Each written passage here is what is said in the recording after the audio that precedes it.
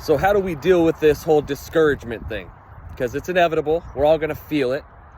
And the crazy thing about it is it's really a negative emotion tied to positive actions, and sometimes a lot of positive actions. And the discouragement that I'm talking about is the same thing it talks about in Galatians chapter 6, verse 9, where it says, don't grow weary in doing good, for in due season, you're going to reap the reward if you don't give up. So discouragement in this sense is that period of time between you sowing and reaping, right? That in-between time where you're putting in the effort, but you're not seeing the results that you expect. And I got to thinking about why so many of us are feeling defeated and giving up.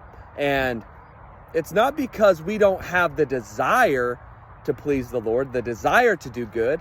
I think a lot of the times we just get discouraged. Things don't happen as quick as we'd like them to happen. And so we go back to our old ways, like the Bible says, a dog returning to his vomit. And for me, my main goal, the main thing that I'm trying to do is become the man that I admire, right? That's my desired outcome. That's why I've gotten into these habits of getting up early, getting into the Word, trying to shift my mindset from being selfish to being selfless, and trying to be Christ-like, picking up my cross daily. And no, I'm not perfect at that, but that's what I'm striving for, right? Striving to become a man that continues to persevere, continues to stay the course, even though he doesn't feel like it.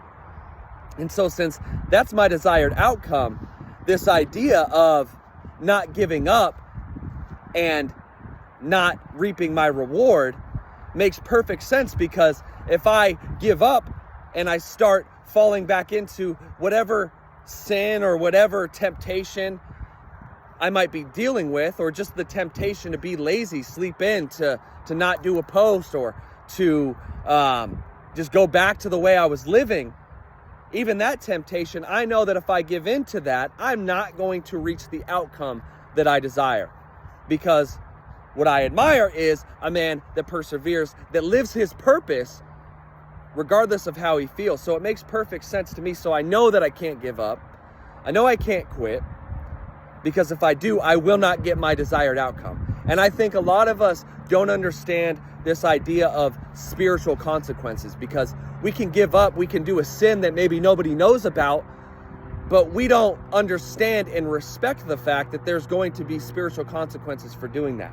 We're not going to feel the same after that. We're not going to have the same respect for ourselves as we did when we're sticking the course, when we're fighting the good fight, right? And we're gonna not have that spiritual strength that we desire. And so we have to heed these warnings before we give in to the temptation to quit or to give in to a vice. And we have to understand that we're not going to get around the consequence. We're going to reap those rewards rather than the rewards that we want. And the Bible says we have to persevere if we want to see the outcome. So it's not always going to be easy. We're going to feel discouragement. That's a good thing. That's a test. That's a test to see whether we are truly in the faith or not. Because if we only do it when we feel good, is that really faith? So that's what I've been thinking about lately. Let me know what y'all think. God bless you. Have a good week.